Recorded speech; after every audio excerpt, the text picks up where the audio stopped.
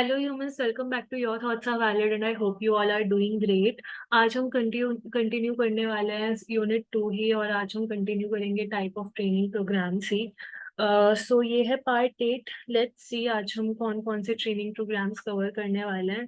तो हम आज पढ़ने वाले हैं behaviour modification, job rotation, case studies, business games, in basket training, role playing, behaviour modelling, executive coaching. So let's start with behavior modification. Let me use annotation. Okay, yeah. So it is a psychological approach used in organizational settings to change or modify individual or group behavior to improve performance, productivity, and overall organizational effectiveness. It uses simple principles from behavioral psychology to reinforce desired behaviors and to reduce unwanted behaviors. So, some of the concepts we will learn here. First is positive reinforcement. So, it's like providing positive consequences. Positive means we are adding something good to the environment. Okay. So it's like giving praise or recognition or rewards to employees when they display desired behaviors or achieve a specific performance goals. So is it helps in encouraging employees to continue exhibiting the desired behavior. Then there can be negative reinforcement, which is used to increase likelihood of a behavior by removing or avoiding negative consequences. So it's like um, eliminating something from the environment to to reinforce the employee to do something more. Okay. For example, an employee may be allowed to avoid a tedious task if they complete a more critical task promptly and effectively. Then there is punishment. So it is about the application of negative consequences when an undesired behavior is displayed. It aims to decrease the occurrence of the unwanted behavior. However, the use of punishment in organizational setting should be approached with caution to provide potential negative side effects and foster positive work environment. There is one technique called extinction. So it involves withholding reinforcement for a previously reinforced behavior, leading to a reduction in the occurrence of that behavior over time. For example, if the employee used to receive praise for arriving early but no longer receives that praise, the behavior of arriving early may decrease. So I hope few of the concepts of behavioral modification are clear to you, like positive reinforcement, negative reinforcement, punishment, extinction. Now let's look at other concepts. So there is modeling, which involves demonstrating desired behaviors to employees, providing them with examples to follow. This can be particularly effective for training employees or teaching specific skills and procedures. Then setting clear and achievable goals for employees can motivate them to engage in specific behaviors that lead to goal attainment. Regular feedback and progress monitoring can reinforce the desired behaviors and encourage continuous improvement. Social learning theory can be employed in organizational settings, which suggests that individuals learn by observing others' behavior and the consequences they face. In organizational psychology training, this means highlighting positive role models and showcasing successful employees to encourage others to emulate their behaviors. Shaping. So then shaping involves reinforcing successive approximations of the desired behavior until the target behavior is fully developed. This technique is useful for complex behaviors that cannot be acquired all at once. Another concept is token economy. A token economy system involves providing tokens or points as immediate reinforcement for desirable behaviors. These tokens can later be exchanged for rewards or privileges, encouraging employees to maintain the desired behavior. Behavior modification techniques can be implemented through training programs, coaching sessions, or performance management strategies in organizational psychology. When used appropriately and ethically, behavior modification can positively impact employee behavior, engagement, and overall organizational outcomes. So, behavior modification, you must have uh, studied about this in your bachelor's, or even in your, if you had 11th psychology in your 11th and 12th, you must have read about BF Skinner and behaviorism, and basically all the techniques used here were had been, when we were learning conditioning, operant conditioning, we learned about all these concepts there. So it is just that here we are using it in an organization. So the concepts are same. It's just that now it is being applied to organizational setting. So let's move on to the next technique, which is job rotation. So although we have covered this, let's cover this in a little bit more detail. So it is a management approach where employees are shifted between two or more assignments or jobs at regular intervals of time in order to expose them to all verticals of an organization. It is pre-planned approach with an objective to test the employee's skills and competencies in order to place him or her at the right place. In addition to it, it reduces the monotony of the job and gives them a wider experience and helps them gain more insight. Job rotation is a well-planned practice to reduce boredom of doing same type of job every day and explore the hidden potential of an employee. The process serves the purpose of both the management and the employees. It helps management in discovering the talent of employees and determining what he or she is best at. On the other hand, it gives an individual a chance to explore his or her own interests and gain experience in different fields or operations. So, what are the objectives of job rotation? First is that it reduces the monotony of the job. So, employees will get to experience different jobs, which might motivate them to perform well at each stage of job replacement. Then succession planning. So it is like, the main function of job rotation is to develop a pool of employees who can be placed at a senior level when someone gets retired or leaves the organization. The idea is to create an immediate replacement of a high worth employee from within the organization. Then another objective is creating right employee job fit. The success of an organization depends on the job productivity of its employees. If they are rightly placed, they will be able to give the maximum output. Then it's about exposing to all verticals of the company.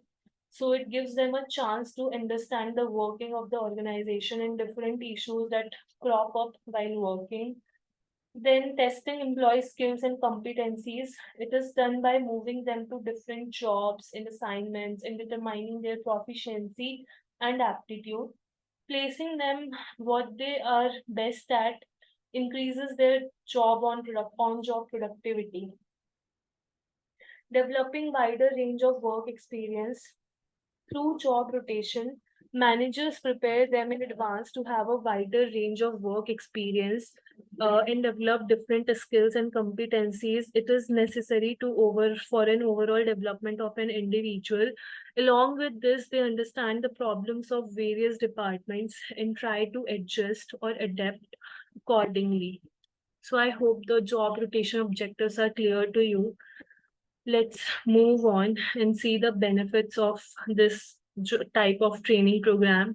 So it helps manager explore the hidden talent. So in the process, they are moved through a variety of assignments so that they can gain awareness about the actual working style of the organization and understand the problems that crop at every stage.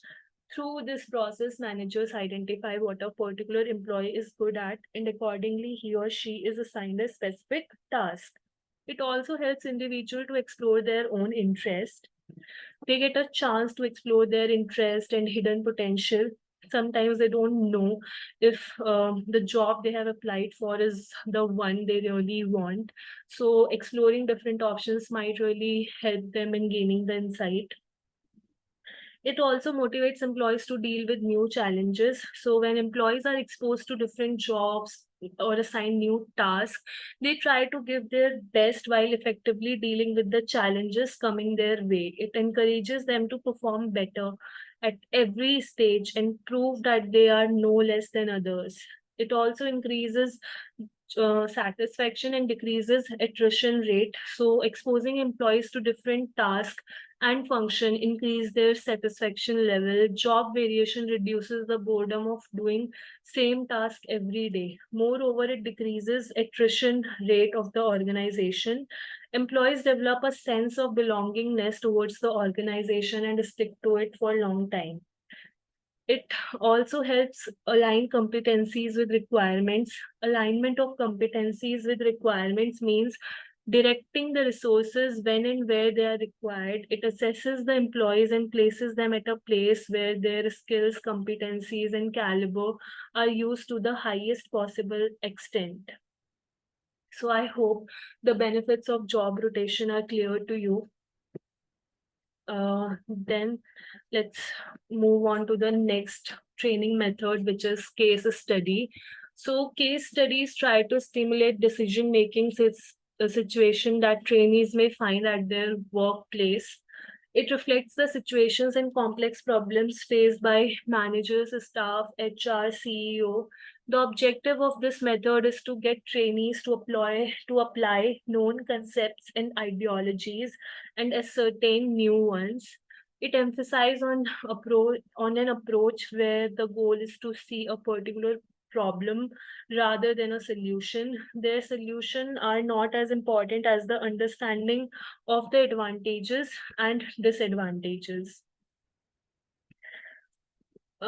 Then what is the procedure of the case study method? The trainee is given with some written material and some complex situations of a real or imaginary organization.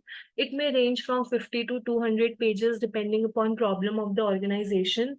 What is the focus of this method? Building decision-making skills, assessing and developing knowledge, skills, and attitudes, developing communication and interpersonal skills, developing management skills, developing procedural and strategic knowledge. Uh, so I hope case study method is also clear. Okay, so basically here trainees need to apply their concepts and ideologies to solve a problem. Okay, the emphasis is not on the problem. Okay, so what actually the problem is doing to the organization, it is about understanding that. So that comes under case study method. Now, the next method is business games. Next training program is business games. With the increase in globalization and changing technologies, many organizations are now moving from board games to computer-based simulations using interactive multimedia and virtual reality. These are the type of simulators that try to present the way an industry, company, consultancy, or subunit of a company functions. Basically, they are based on the set of rules, procedures, plans, relationships, principles derived from the research. In the business games, trainees are given some information that describes a particular situation and are then asked to make decisions that will best suit in the favor of the company. And then the system provides the feedback about the impact of their decisions. Again, on the basis of the feedback, they are asked to make the decision again. This process continues until some meaningful results do not came out or some predefined state of the organization exists or a specified number of trails are completed. As an example, if the focus is on organization's financial state, the game may end when the organization reach a desirable or defined profitability level. Some of the benefits of business games are it develops leadership skills, it improves application of total quality principles, it develops the skills in using quality tools, it strengthens management skills, it demonstrates principles and concepts, it explores and solves complex problems. Many games and simulations examine the total organization, but only some focus on the functional responsibilities of specific positions in an organization. Business games simulate whole organization and provide much better perspective than any other training method.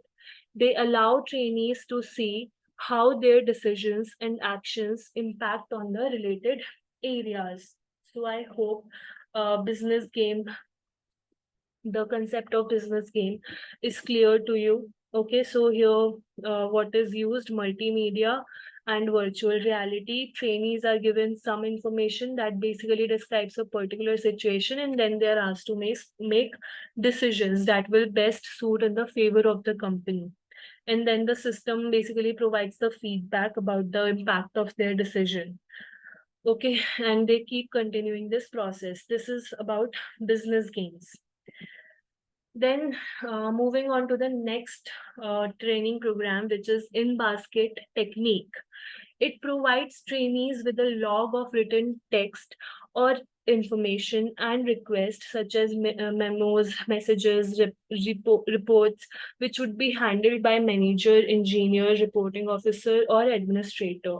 In this technique, trainee is given some information about the role to be played, such as description, responsibilities, general context about the role. The trainee is then given the log of materials that make up the in basket and asked to respond to materials within a particular time period. After all the trainees complete in basket, a discussion with the trainer takes place. In this discussion, the trainee describes the justification for the decisions. The trainer then provides feedback, reinforcing decisions made suitably or encouraging the trainee to increase alert alternatives for those made unsuitably. A variation on the technique is to run multiple simultaneous in baskets in which each trainee receives a different but organized set of information. It is important that trainees must communicate with each other to accumulate the entire information required to make a suitable decision. Okay, then this technique focuses on building decision making skills, assess and develop knowledge skills and attitudes, develops of communication and interpersonal skills, develops procedural knowledge, develops strategic knowledge, benefits decision making skills, knowledge skills and attitudes, communication and interpersonal, uh, strategic knowledge, procedural knowledge. Okay, so I hope in basket training is clear to you now. So let me revise it to you. So it basically, in this technique, trainee is given some information about the role they need to play, like uh, description, responsibility, general context, all this information is given about the role. Then they will be given a log of material that make up in basket and asked to respond to materials within a particular time period. And after all the trainees complete in basket, a discussion with the trainer takes place. Okay, and then the trainee describes why they took that particular decision. The trainer then provides the feedback. So this is about in basket technique. Let's move on to the next technique, which is role play.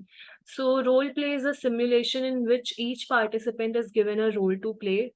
Trainees are given with some information related to description of the role, concerns, objectives, responsibilities, emotions, etc.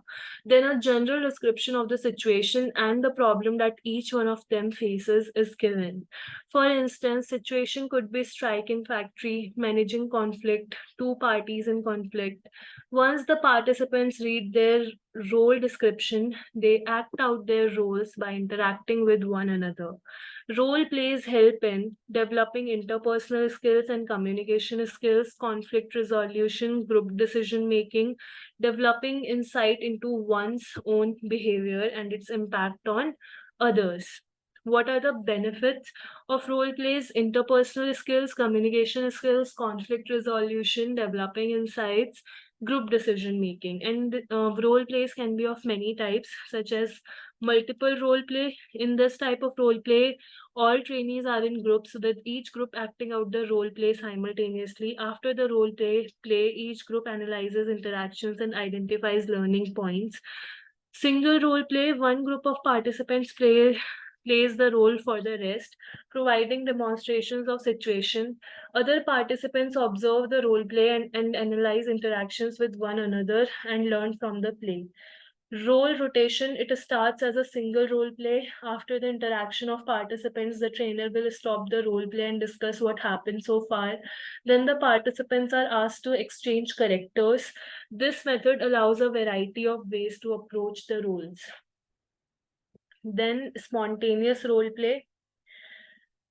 In this kind of role play, one of the trainees plays herself while the other trainees play people with whom the first participant interacted before. Okay, so these are some of the role plays, type of role plays. Then we need to understand behavior modeling. So behavioral modeling uses the innate inclination for people to observe others to discover how to do something new. It is more often used in combination with some other technique. What is the procedure of this? In this method, some kind of process or behavior is videotaped and then that is made to be watched by the trainees.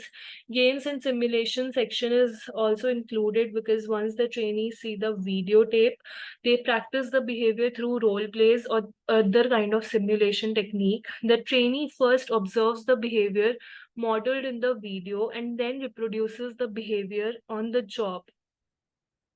The skills that are required to build up are defined. So a brief overview of the theory is then provided to the trainers. Then trainees are given instructions that what specific learning points or critical behavior they have to watch. Then the expert is used to model the suitable behaviors. Then the trainees are encouraged to practice the suitable behavior in a role play or through any other method of simulation. Trainees are then provided with some opportunities to give reinforcement for appropriate imitation of the model's behavior.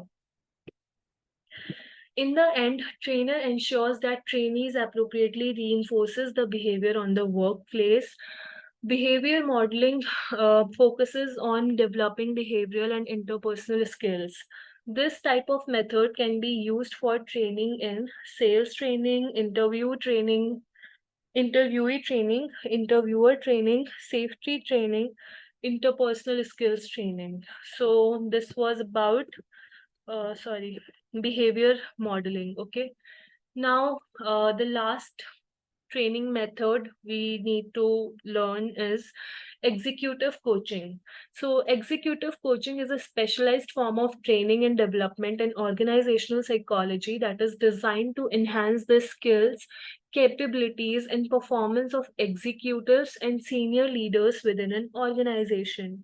It involves one-on-one coaching sessions between an experienced executive coach and the executive client, focusing on specific areas for improvement and growth.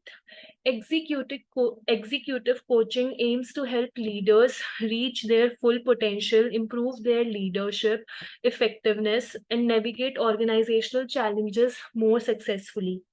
On-the-job coaching by the superior is an important and potentially effective approach if the superior is properly trained and oriented. The technique involves direct personal instructions and guidance, usually with extensive demonstration and continuous critical evaluation and correction. The advantage is increased motivation for the trainee and the minimization of the problem of learning transfer from theory to practice. The danger in this method lies in the possible neglect to coaching by superiors. Executive coaching is typically goal-oriented with specific objectives identified at the beginning of the coaching engagement. These goals are often aligned with the executive's personal development needs, leadership competencies, and the organization's strategic priorities. Each executive coaching engagement is tailored to the unique needs and characteristics of the executive being coached. The coach works closely with the executive to understand their strength, weakness, and areas for improvement. Executive coaching sessions are confidential, creating a safe space for the executive to discuss sensitive issues, challenges, and concerns without fear of judgment. The focus of executive coaching is on behavioral change and practical application. The coach helps the executive identify specific behaviors that need improvement and works with them to develop action plans to achieve the desired changes. Coaches often use various assessment tools, for example, 360-degree feedback or interviews with the stakeholders to gather information about the executive's leadership style and performance. Executive coaching can address conflict resolution strategies and decision making processes, helping executives handle difficult situations and make well informed choices. Coaches may work with executives to enhance time management skills and prioritize tasks effectively, given the demanding nature of their roles. Executive coaching is often a continuous and ongoing process with regular coaching sessions and support over an extended period. This allows the executive to make steady progress towards their goal. So this is all about executive coaching. So I hope it is being understood by all of you. That is it for today's video. I hope all the methods of training programs we discussed today are clear to you. If you have any doubt, please do ask in the comment section. And that is it for today's video. Thank you so much for watching. I will see you all in the next video.